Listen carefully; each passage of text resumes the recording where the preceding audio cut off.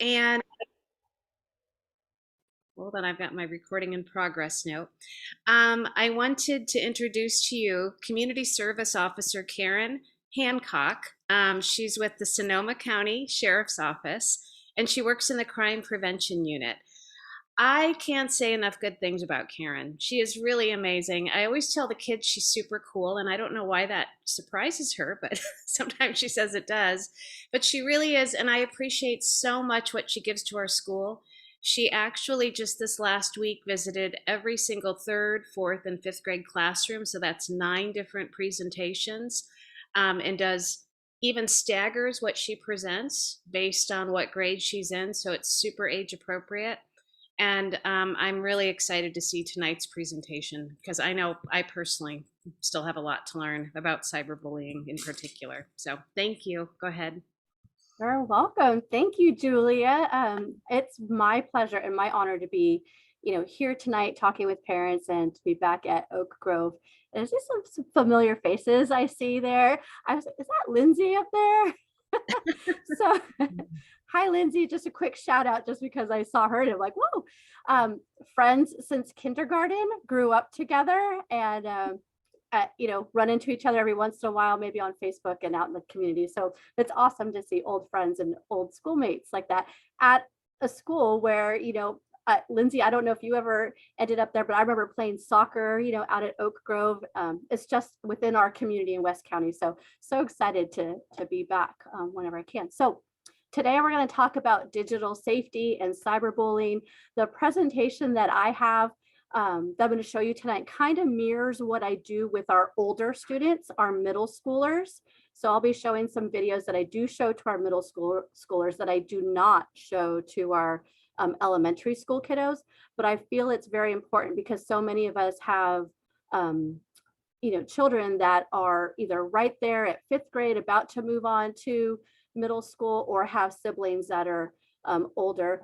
But all of this is very important to know for our younger kiddos too, because they are getting so much more sophisticated and more are getting digital devices at younger ages and are exposed to a lot of this too. So that's where we're going to go with it. Please jump in with questions.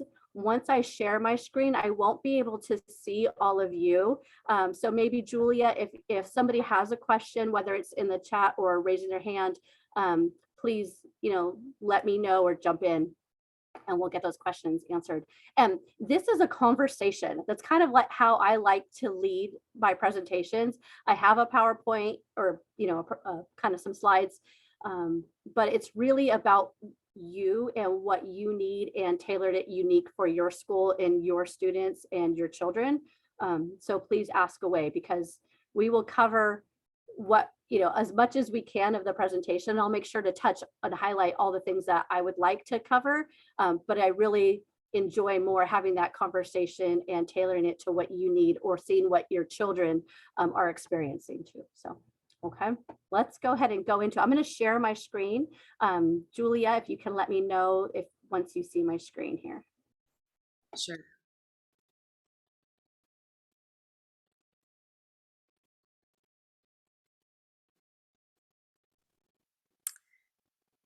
Yep, we're good. Thank you. Perfect. Okay, so I'm going to kind of, it's going to look like I'm looking off to the side a little bit here because I've got it on another screen, but here we go. So digital safety. So this is a presentation that was put together. It was done in 2017, so pre-COVID, by Yahoo's security team down in the Bay Area. And they did this presentation because of some incidents that they were seeing down in the Bay Area and requests from some schools to and law enforcement to help educate our community on digital safety. So they created this program and brought it to law enforcement. So it's presented in many Bay Area law enforcement fields, taking it into the schools and to parents. So it's pretty cool.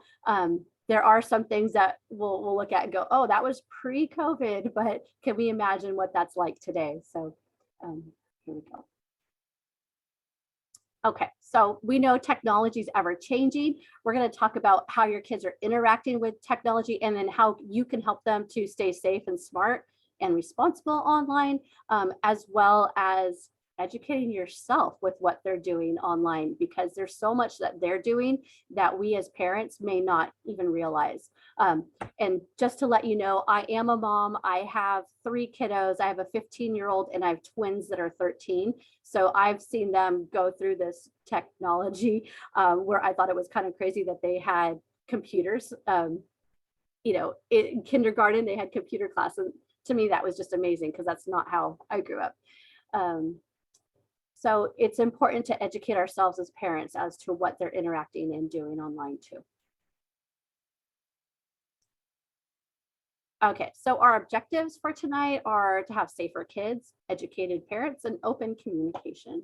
Um, Very simple, and I hope that by the end you'll feel a little more educated. We'll cover these, how you connect devices and uses, some privacy and safety, digital reputation. That's the big one that I talk on with the students. And we talk about online bullying, and we bring in sexting, because we're starting to see that at a younger age. I'm starting to see more of it around 6th graders. And at first it's just curiosity. They don't quite know what they're texting, but I want parents to be aware of it.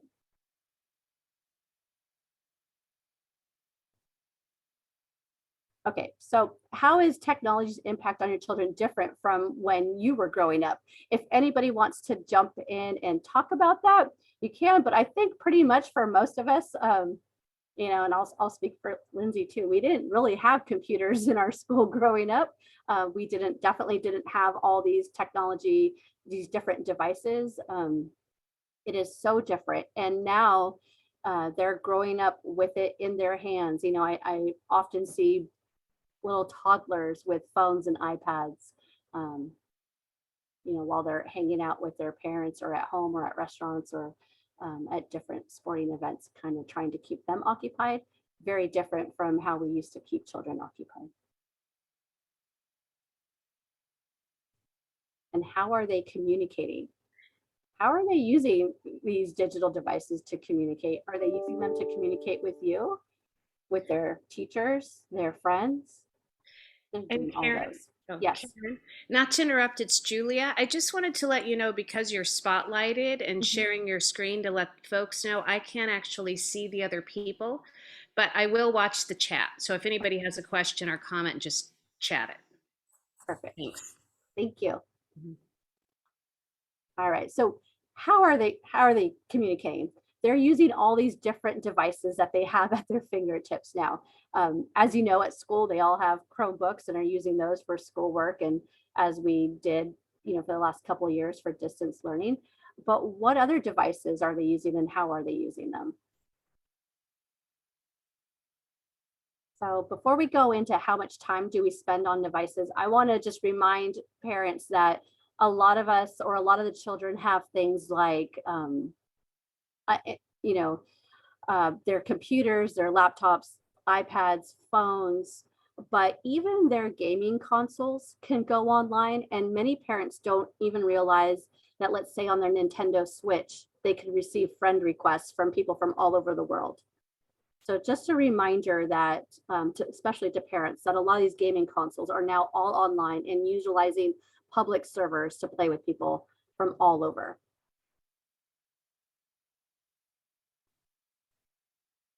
So how much time do we spend on devices? A lot of time. The average American teenager back in 2017 spent 9 hours on digital devices, not including school time or doing homework. And that was 2017. And I can only imagine now it's so much more, because so many more devices were purchased and brought into the home during the last 2 years. Um, and again, that's not including during school hours or for school homework. That is outside of that time. And that's an average 9 hours. And I remind the kiddos that there's only 24 hours in a day. We have to sleep 8 hours. If we're on our devices 9 hours and we're supposed to be in school for about 7 hours, that doesn't leave us much time, about an hour or so to do all the things that we need to do. Like I tell them, brush their teeth, take a shower, talk with friends, do sports, do art, all that has to we have 1 hour. And I think that's crazy. So I remind them to take a break and recharge. So as adults, that's where this slide was more geared towards, where it says the average smartphone owner picks up their device close to 1,500 times in a week. And I could tell you that, again, that was 2017. And even though I had 2 phones then, I have 2 phones now. And I know I'm picking these up and looking at them so many times. And I'm curious, I wonder if, I'm sure I'm more than 1,500 times a week. It's a lot, and it's for work and personal, because I'm checking up on the kids. Did they make it to where they were supposed to be going, while I'm at work? Who's texting me, receiving email, all of our emails on my phone now as I'm out and about. It's really hard to disconnect because we're so connected. And then mobile phones are the preferred communication device of our youth. And I'm talking to 3rd graders. They're at Oak Grove and they have cell phones. They're telling me that they have a phone, and it's most of them are, phones as us parents upgrade, that we give our kiddos the phone. But I'm seeing them getting them younger and younger, even though they're not allowed at school. Some parents want their kiddos to have phones in case of emergencies, kept in a backpack or wherever. But it's getting into the younger hands a lot more. So what are the concerns with kids using mobile devices? Do you have any? You should. Coming from law enforcement, it's amazing to see how much is out there. And I mean, I think we all kind of know that there's, predators out there, people, hackers and scammers trying to take advantage of us however they can. But now we're giving these devices to our kiddos, but we're not educating them on that as much, or thinking that it's just kind of a dummy phone. I don't have anything left on it or anything like that. But these kiddos are pretty smart in figuring out ways to get around some of the parental controls that we might have put on them as well. And it's basically, again, allowing them to communicate with anyone around the world. Lost my cursor. Give me a moment here.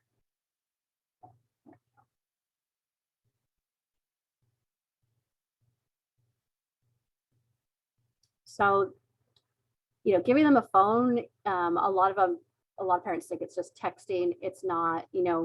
There's a lot of apps out there. There's a lot of different texting apps, and now social media comes into play too. A popular one, I see it more like about 6th grade starting, even though some younger kids use it too, but is Discord. That's another popular texting, chatting app that the kids use a lot in gaming too. So that's out there. And as a reminder, for parents, that these devices, these really are yours, right? And you don't have to ask permission to check in on your kiddos or to ask them for their phones. So many parents, I think, are kind of reluctant or scared. They don't want their kids to get mad at them. I hear all sorts of different things, but I try to remind people that it's your phone, really. The kids are under 18. They probably didn't buy it. They don't have jobs yet, especially as elementary school kiddos. And if they're starting to be a little secretive about it, then that's when I want to check even more. But a lot of times I let them know, hey, I'm just doing it for your safety. Like with my 13-year-olds, I tell them, I'm just checking in for your guys' safety and for your friends' safety. I want to make sure that there's, nothing on there, nobody out there that's trying to get information from them to, kind of exploit them or exploit the device, right? Hack into it and such. I think a lot of parents think that the kids are going to get mad at them and kind of pull away even more. But I think really the kiddos, from what I've seen, actually, in a way, appreciate that we're checking in on them. When I'm talking with middle schoolers, they kind of sometimes will roll their eyes, a little bit. But I think it's more because they know more about the technology than I do, or that we as parents do. And I've learned so much from them about these different types of apps and different things that they're using to kind of sneak and hide um, from their parents. So the parents don't know which friends they're talking to. It's more about which friends they're talking to, and it, but it, I don't know. Again, it's your phone, your devices. Please check up on them. If the kids are pulling away, that's usually a sign that they're hiding something. Oh, and see, do you have access to your phone the child uses? But it's not just phones. Again, their gaming consoles, their iPads, e-readers too. Some e-readers you can go online with as well.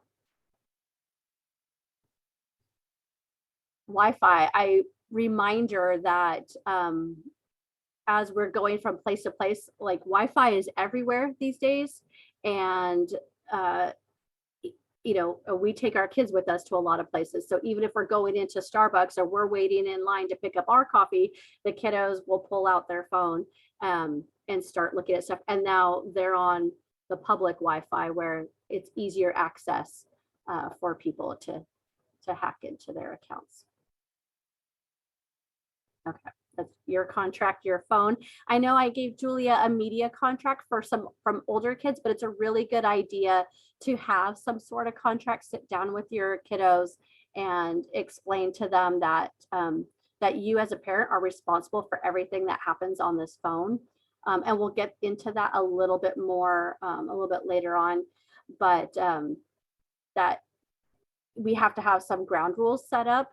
And so if you write up a little contract, have them sign it, even as third graders, have them sign it, especially the fifth and sixth graders for sure, as they're transitioning into that, kind of the middle school years, definitely have them be responsible or help also write up the contract too. You'd be surprised. They're really good with coming up with contract and what should go in it and kind of what the rules should be. And I think they take a little bit more ownership when they get to help decide the rules too.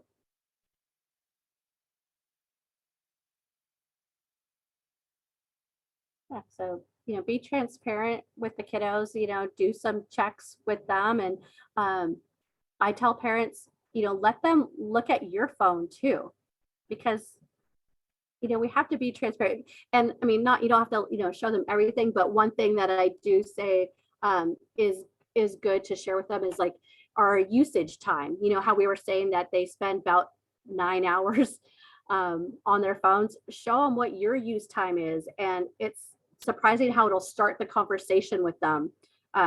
So, I always kind of bring out my phone and we'll take a look at my use. And today on my personal phone, there's an hour and 51 minutes total already. And I've been at work since 8 o'clock. And that's kind of crazy to me that it's showing that. But the day's not over. But I show them because they're like, wow, that's a lot. I go, yeah, it's a lot. Look, I've checked Facebook, I've texted people, I've done this. And then let's see what you're up to, and we kind of compare. So it's a good conversation starter. And it's important to be transparent and let them know, because I feel like having that communication is so important, and this is just about getting that conversation started. So when we really need to look at their phone or really help them with something that's a little bit more difficult, it'll be easier for us to do.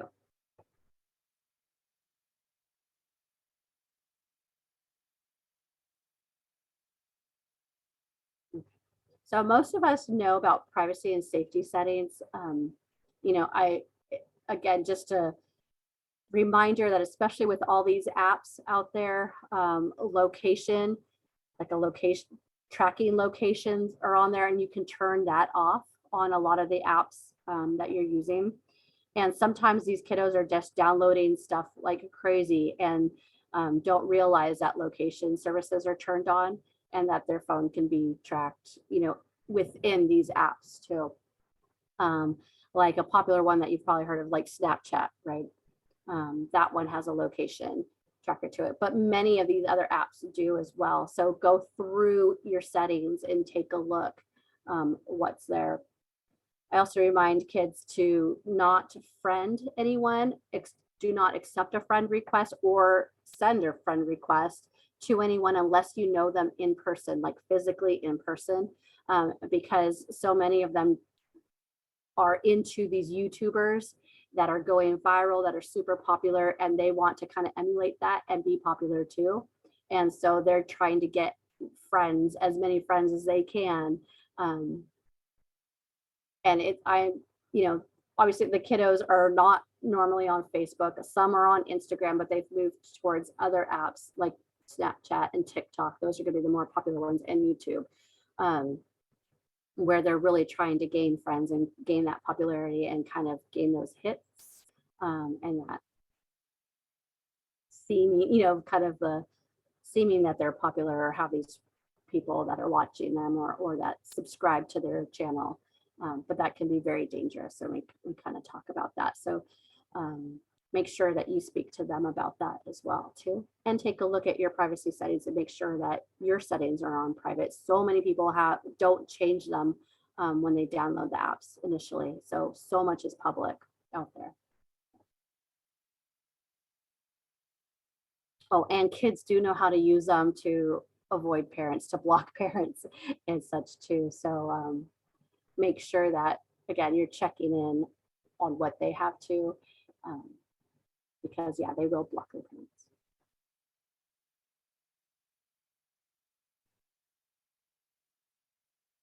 Remind them about password privacy. They do like to share a lot with their friends, and oh, here's my phone. Maybe another student doesn't have a phone yet and they really want to play, Roblox on there or a game.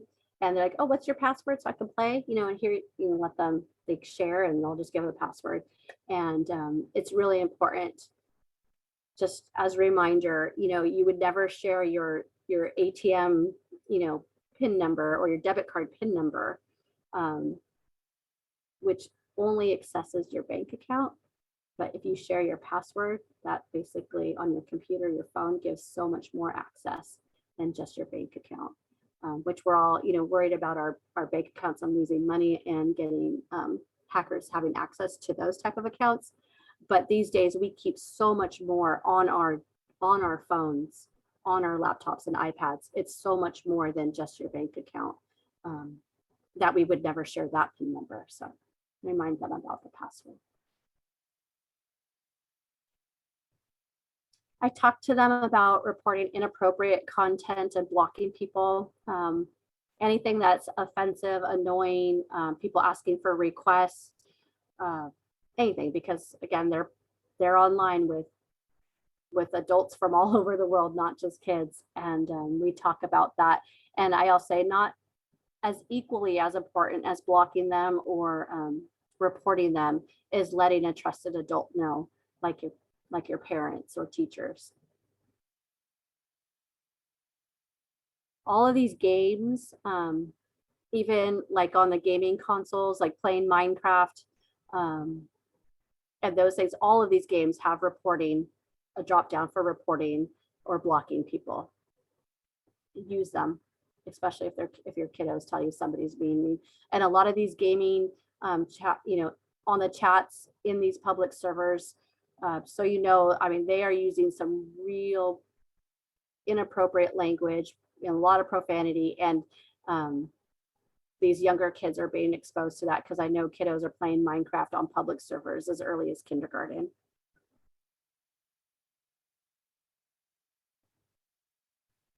So your digital reputation.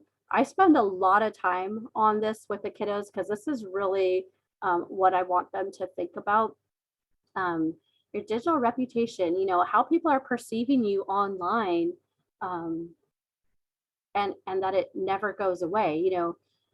For us, we had all these things, we had fact checking and audience, and now like everything is just thrown out there. There's like no filters and no editing, everything that we hit send so quickly and then it's out in the world to millions. And that was not the case for us. So, but it is for them. So I have a couple of videos that I show, and we can talk about them too. We'll watch them Does anybody have any questions before I kind of start this video on digital reputation?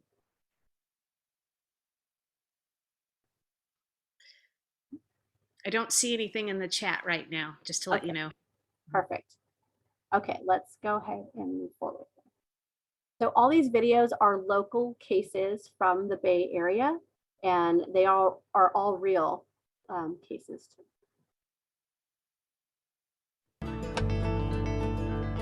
Can you hear that? Yes.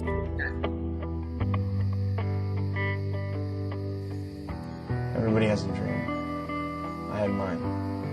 My dream was to play baseball for university. My favorite university growing up as a kid.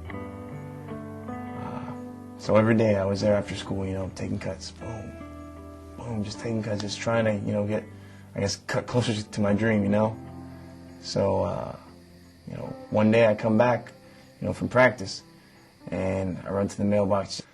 I get a letter in the mail. You got accepted, you're on the baseball team, everything is going awesome. Finally, I got into my school of my choice. I'm playing baseball for it, you know, it's a dream come true. Everything is working so well. So here I am, just some small town kid at some big time university, and I'm just like wide-eyed going crazy, you know, just having a ball with everything. So my first semester, one day after practice, you know, a bunch of the guys were going out to a party, and I'm like, all right, cool. You know, sounds like something to do. So here we are. We go to the party. You know, somebody hands me a beer. I'm like, okay, it's my first college party. You know, why not? So, you know, I take one down. Boom. First beer. You know, he hands me another. Oh, come on, keep going. All right. You know, boom. Another one. And I probably had a few too many beers, and you know, I'm starting to act dumb. I'm just like, like, what's up, taking pictures, and got my beer, it's like, you want that? Like, you know, just being dumb, because I'm drunk. I'm starting to act crazy, you know. So a buddy of mine's walking around with his camera phone, just taking pictures of everybody acting dumb, and then here he goes, he gets a picture, snaps it. I got a beer in my hand. So a few days later, I find out this picture's on the internet, and everyone's seen it. Everyone sees it. You know, baseball friends, my coach. I mean, I don't even think my mom saw it. So here I am, everything taken away. Just like that. Scholarship, gone. Baseball, gone. School, gone. My dream, gone. All because of some picture on a camera phone. Everything I worked for, every day after school, gone.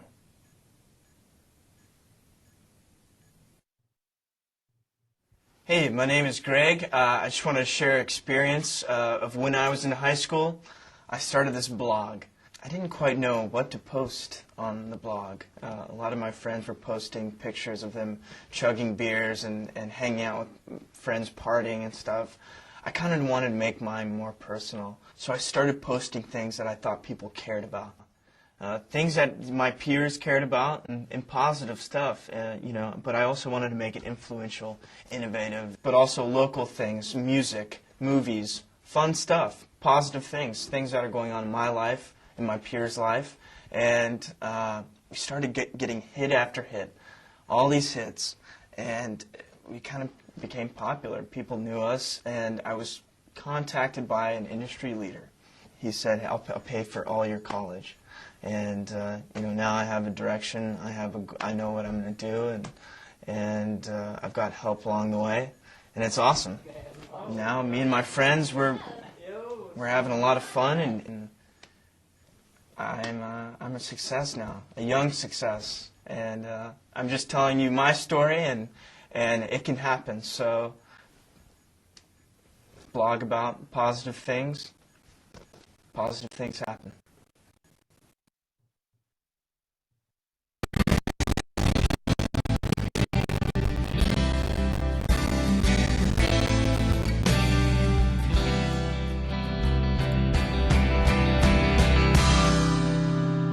Okay, Okay, so with the middle schoolers, we do this with 7th and 8th graders. We do watch these videos, and I know that these are older guys. They're just out of high school, going into college, but these kiddos grow up so fast. Like I said, they're being exposed to more and more so much earlier.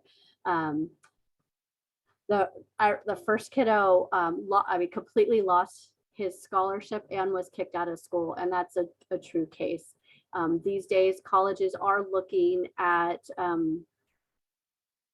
people's digital reputations when they're applying for college. So we're talking about their junior year in high school. They're taking a look at their digital reputation, looking at their social media, and putting them, if there's any red flags with their integrity, which is my favorite word. And I tell every kiddo this: integrity is doing the right thing when no one's looking. And that is such a big part of your digital reputation. And so your first job or your college applications, they're looking at your integrity, looking at your digital reputation. And if there's red flags, they're putting that to the side, or let's just say tossing it in the trash. I say they're going to move on to somebody else that doesn't have these red flags in their digital reputation. And that could be from things and content that they posted maybe early on. A lot of kiddos are getting YouTube channels earlier and earlier, and social media accounts earlier and earlier. And so that never goes away. All that content and things that you upload, all those likes, those are all your little footprints. And that's what this slide is representing. All these little footprints, it's everything that you do. It's leaving a lasting digital footprint that will never go away. It'll stay with you while they're adults. So basically the playground has changed, right? The kids really haven't changed. They're still curious and exploring self-identity, but how they do it has changed with all of these new digital and devices and technology that we have. So it's just a different playground, right? Different tools that they have now. Okay. So many of the kiddos are texting, and I kind of laugh because it kind of like this slide reminds me of when my peers and I had pagers, and we would send a page and using numerics, and we would try to like flip it upside down so it would spell different words and things. These kiddos are kind of doing the same thing too, and every school kind of has their own language also as they get a little bit older. But even the younger kiddos that are texting their friends, or that are, whether they're allowed to or not, and I'm talking like 4th and 5th graders, they are texting different little code words, right? Does anybody know what that first one is?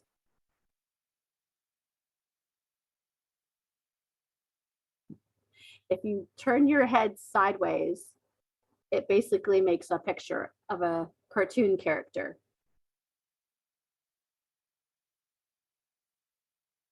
It's Homer Simpson. Do you see him now? So they're using, all these little symbols to make pictures too. And they all have different meanings too, and they change so much. What about POS? Does everybody know what POS is?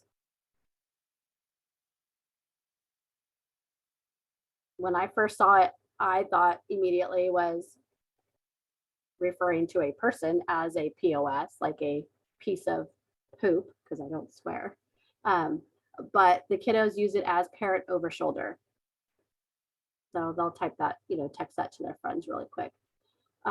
One that is concerning to me, because I've seen it for 6th graders, is texting the number 8, or with some other fruit emoji type things, or fruit symbols.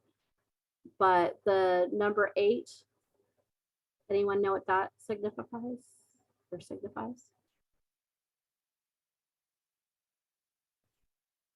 So like I said, I'm seeing it younger and younger, and it's heartbreaking and kind of tough. But that one means, or is associated with, oral sex. So we're seeing that with the getting younger too. And again, the kiddos, I think sometimes think things are funny, or they don't quite understand everything yet, or they've seen something from an older sibling, or what they've seen um, out there, on YouTube or TikTok or wherever. And they emulate that. They try to replicate that and do that. So just be aware. There's many, many more.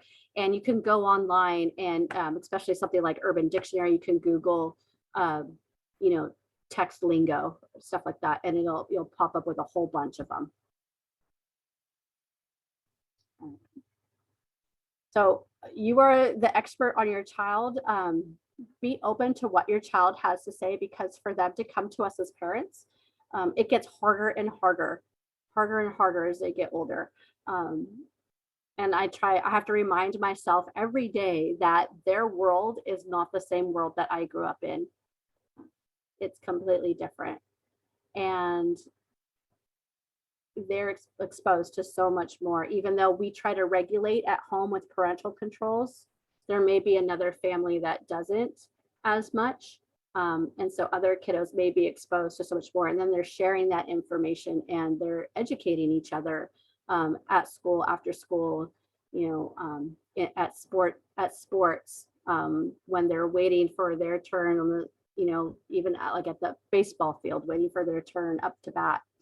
They're talking about a lot of the stuff that they're doing online, especially in the gaming world.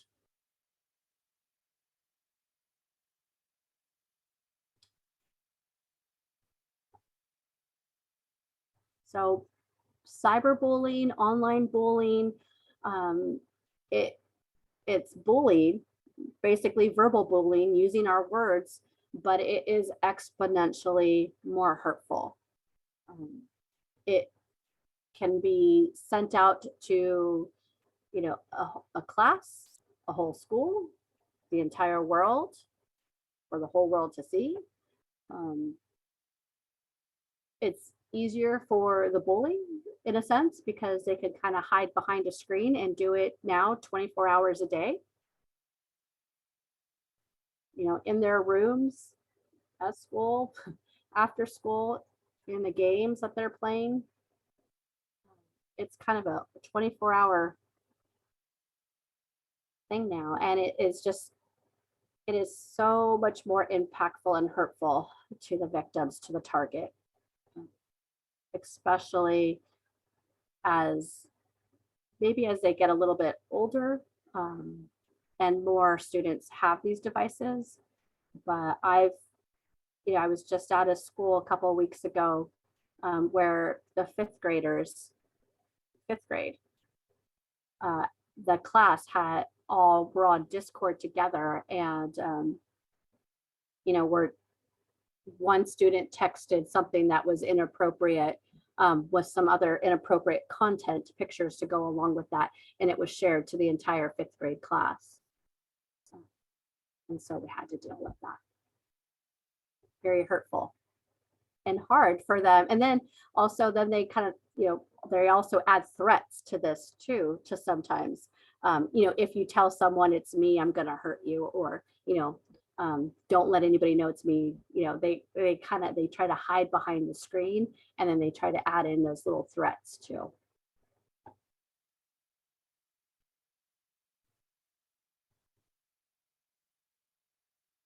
And I also try to let people know too that bullying is also, it doesn't have to be like physical bullying, but it just creates drama. It creates drama at school and at home. And I think the kids understand the word drama a lot more, and bullying kind of turns them off once you start to say bullying. But if you talk about drama that's happening at school, it's they open up a lot more than if, oh, let's talk about bullying that's happening at school. So that's kind of another little trick, but you can, of how to kind of reach into their world and talk to them about it. But we talk about how, using that word integrity, and especially at Oak Grove, the core values of the school, be kind, respectful, responsible, and safe, and doing the right thing when no one's looking. We really try to remind them of those things, and that they use that even while they're online too.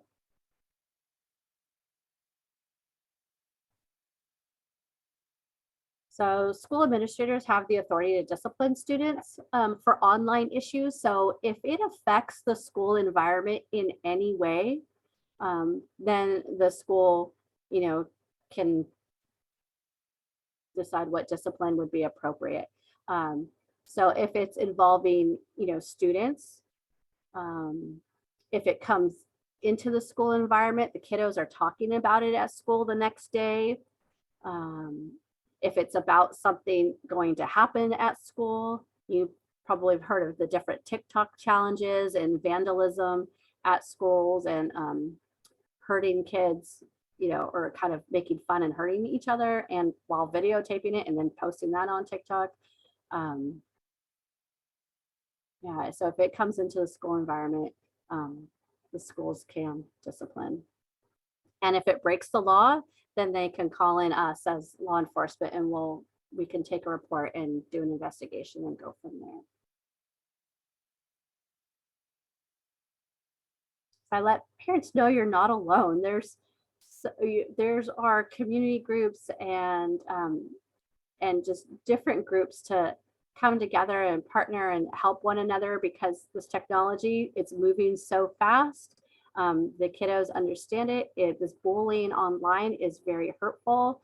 A lot of times parents don't understand the technology or understand the severity of what's happening online. So there are a lot of resources out there, and reach out, talk to one another. Like I said, this is starting the conversation, and having conversations with your friends and family members and spouses and other friends about what we're talking about, what you're seeing with your children, what you have seen. You're not alone. And I feel like we can accomplish so much more when we all work together and share and educate each other too. We talked a little bit about sexting. The kiddos, they think it's harmless. They think it's funny. They also, again, they're experimenting and figuring out who they are. But once they start sending pictures or requesting pictures, that's where it starts to get dangerous, and definitely have started seeing that, sixth grade, for sure. I've seen some cases in fifth grade, but it seems to start in sixth grade where they start using more inappropriate pictures or selfies or pics, and then sharing that. So here's kind of what's behind sexting and why they may chose to do it. Just like I said, sometimes they think it's a game, sometimes it's to entice someone, show interest, prove commitment, and then it's a lot about experimenting and figuring out who they are too.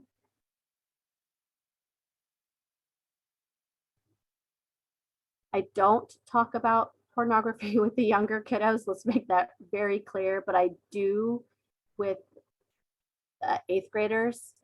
Some schools ask me not to, but I feel like it is very important at the middle school age, because they are moving into high school so quickly, and because they are experimenting, and like I said, as young as fifth graders and sixth graders are sharing these explicit pictures, that they understand that, and I'm not talking about kind of revenge porn, but just having porn on their phone, especially if it's of underage children, that is considered having child pornography.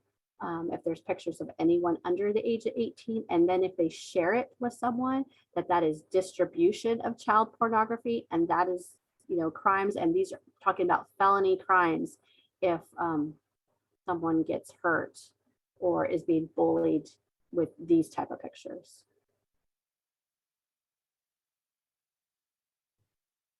So there's legal consequences, and definitely affects your digital reputation. This is Jill's story, and it's related to that. We'll watch this and then we'll have our quick discussion and we'll be done for the night. Local story down in the Bay Area is Santa Clara High School. We'll talk a little bit more, but this is Jill's story. It starts when she was in 8th grade.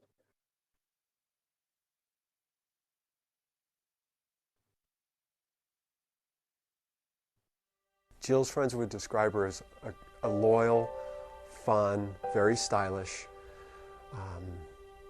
funny, but also at times bossy. And she would tell kids that she'd be over at their house and say, guys, you know, let's not watch TV, let's go do something. Because I only have 2 hours before I have to go home, and I want to go do something. Jill started out her freshman year in high school as a cheerleader.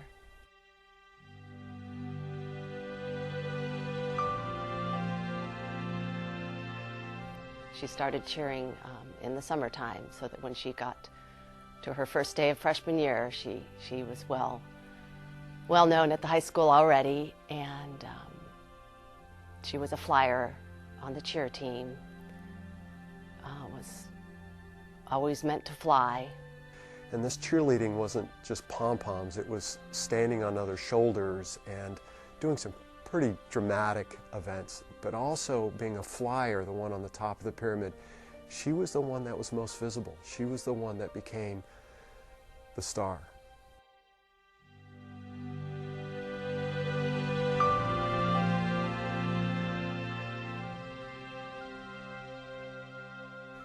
In December, Jill's behavior changed a little bit. We noticed that she began to pull away from the family. And we worked very hard to let her do the things that she wanted to do and keep it in a safe environment that we had some control over. And that was a difficult task. And we worked long hours of discussing it with her as to what we felt was important and how she should behave. What was going through my mind was initially the feeling that this is a teenager. And I knew that Jill was very strong in her personality. And I knew that she was a good kid. She's a really good kid. Both my daughters are great kids. And she was just exploring her sort of self-identity. And I saw it as a way for her to become independent. And so I supported it, but it frustrated me when she was pushing away from the family.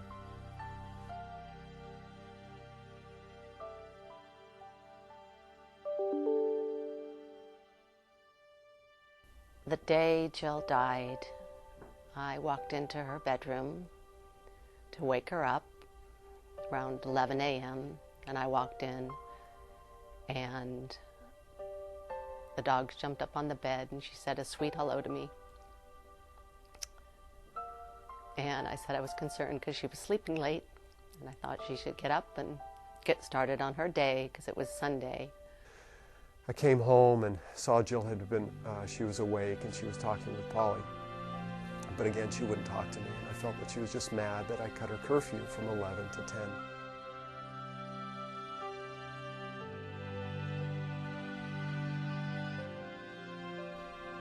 We all proceeded to get settled and I began making dinner. I went to get her for dinner just shortly after 6 p.m. Polly went to Jill's door. And it was atypical, the door was locked. And Polly knocked on the door and went around, and nothing happened. So she went around to an adjoining bathroom and entered Jill's room through the bathroom. And I found her hanging from her closet door, hunched over on the ground. That's when I heard Polly scream. And I came running. I knew something was wrong. And Polly kept calling out that Jill had killed herself. She hung herself. She's hung herself. And by that time, Polly was able to get to the door, so I came through the front door of Jill's room. And I was struggling to lift Jill and at the same time manipulate the ligature off her neck. Polly had grabbed a pair of scissors, and so she cut the ligature and brought her down. And I rested her down, and I started CPR as well as I knew I could, or tried the best I could. And I remember looking at Jill's face and realizing that her eyes were dilated and fixed, which means they weren't moving. So I knew that wasn't good. And that was our nightmare.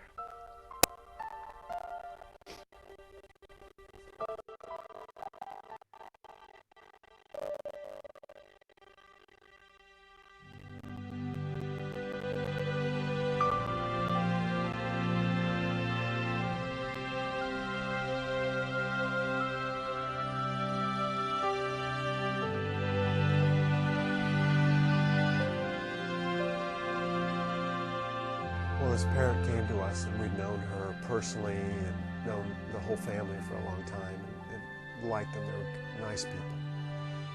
And as she told me, she asked, and I give her so much strength and the courage she had to come forth. But she wanted to sit down and said, I don't know how to tell you this, but I think there's more details you need to know. And she told us that her son had come to her and said that there was a picture that Jill had sent him of her, the naked upper body picture that she had sent to him in December. And it had been passed to another boy and then to another boy and put up on the internet. We were very surprised when she told us about the picture. We had no idea. Jill was very private. We couldn't understand why she would send something like that to a boy that she wasn't a boyfriend, it was just a friend. I first thought, this isn't true. I first thought, this can't be true. Then I thought, I need to at least know, I need to at least pursue this and bring it to the attention of the police department. 1 week prior to her committing suicide, she was very, very much on her mind that she was troubled about the picture and how far it had gone and how many people were seeing the picture. She was texting friends that she was going to commit suicide. She might as well commit suicide. And it was later that we heard from the police officer and little pieces of information that this was actually happened. And he had interviewed several kids at the high school who were in Jill's class, and Jill had known, and compared stories, and the information began to be consistent about the picture, and that the picture had gone to boy A, who sent it to boy B, who then gave it to boy C, who posted it on the internet.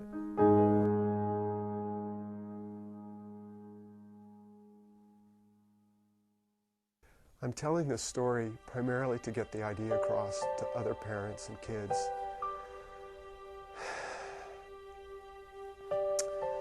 that they really need to look past just a reputation, but need to look at their character. If any of those boys had just pressed delete, we wouldn't be having this conversation. Other parents should be aware that this is happening, and it's not. It's all over the world. It's not just in our neighborhood. And talk with your children and teens about the subject and get educated on the subject yourself so you can learn how to handle it, and really talk to your children about it. It can be fun, it can be dangerous, these new toys that we have.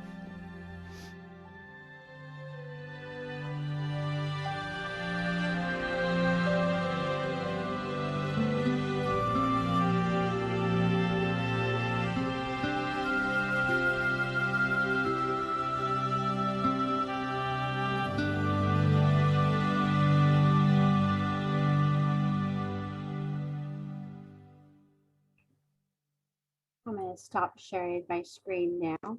There we are.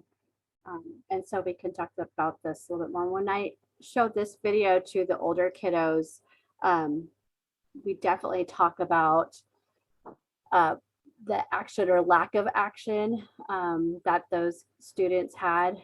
Jill's mom, who I did get to meet her mom and dad, and you know, it's still really, obviously, really hard for them still. But they say, you know, the lack of action. If one of those students would have just said something to a teacher, to an adult, to a parent, then maybe. or if, like Jill's dad said, if one of those boys would have just pressed delete, that maybe they would still have their Jill. So with the younger kids, I talk about that in the form of like bullying when we're out on the blacktop, as bystanders. If they see something, see someone being mean to someone else, they need to say something, right? Let the other person know that that's not okay to talk to me that way, or it's not okay to talk to that person that way, or I need to tell, or go talk to a teacher or someone, because I really want to start and change the culture at a younger age. We need to start instilling in them that their lack of action can also, unfortunately lead to some more serious things. So if you see something, say something, and how important that role of a friend or a bystander is. Because as they get older and it's harder for them to come and reach out to us parents or talk to, school counselor, that they really are empowered to say something, and to reach out and check on their friends. And I've seen, like with my own kiddos in middle school right now, I feel like their school, I feel like they've done a good job, but I also feel like I've talked to them about this for a long time when they were younger too. So we've had these open conversations, but I also see how difficult it is for some parents to speak to their kiddos about this kind of stuff. But we started young with talking about devices and checking in on them, and having integrity and good integrity. And I even when I talk to preschoolers, I teach that word integrity because I want that to go through the entire, and I do it when I'm at the Santa Rosa Junior College or at Sonoma State talking to college kiddos too. We talk about the word integrity, and you'd be amazed how many younger students know the definition right away, and how many college students are like, don't quite know how to put it into words. So that's what's so important to me, is starting these conversations. That's why I enjoy going to the schools, meeting with the kiddos at all age levels. And it's so important. And I enjoy meeting with parents and talking to them a little bit about digital safety, cyberbullying, and this new technology that we have, and how to be a little safer. But it is just a conversation starter. Please go out and do a lot more research. In 1 hour, I can't cover it all. There's so much out there. There's a lot of resources out there. The internet is amazing. And I remind the kiddos, because I tell them, my husband's in IT. My kids have been exposed to a lot of technology at a younger age, but technology is how you use it. These tools that we have, it's how you use it. You can use them for good, do positive things, education and opportunity, or you can use them for bad, like bullying and hurting others. But it is up to you. And I hope you choose to be positive with it and do good, and have good integrity. And that's kind of where I try to start, even at the younger age. So that's my presentation. Kind of want to have, if there's any questions, please let me know. But it is a conversation starter. We have some great resources here. I didn't even go and touch into, there's a whole nother element of online safety, like human trafficking, right?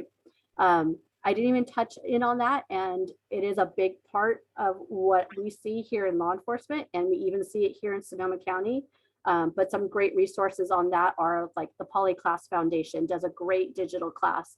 And I know they're going to be putting one on up in an in-person one in Windsor here. I believe it's next week.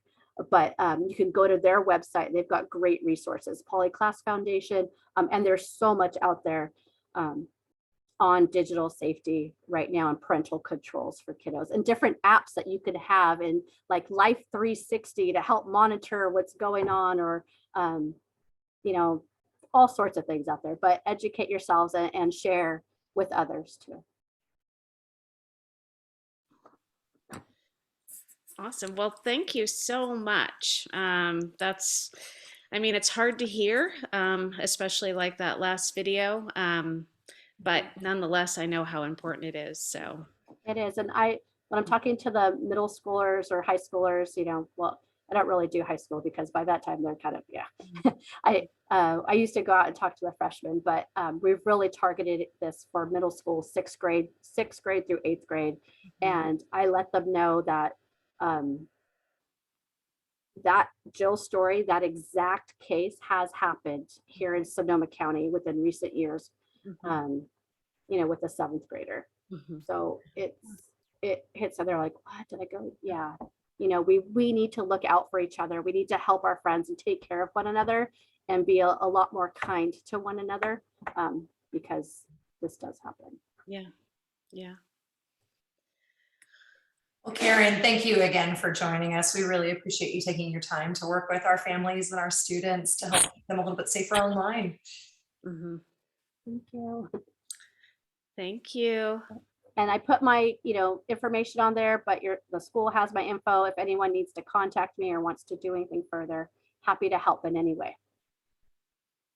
Awesome. Well, thank you so much again, especially taking the time out in the evening. That's really appreciated. Absolutely. It's important. Yeah. Bye, Lindsay. Wonderful. Thank you everyone for coming.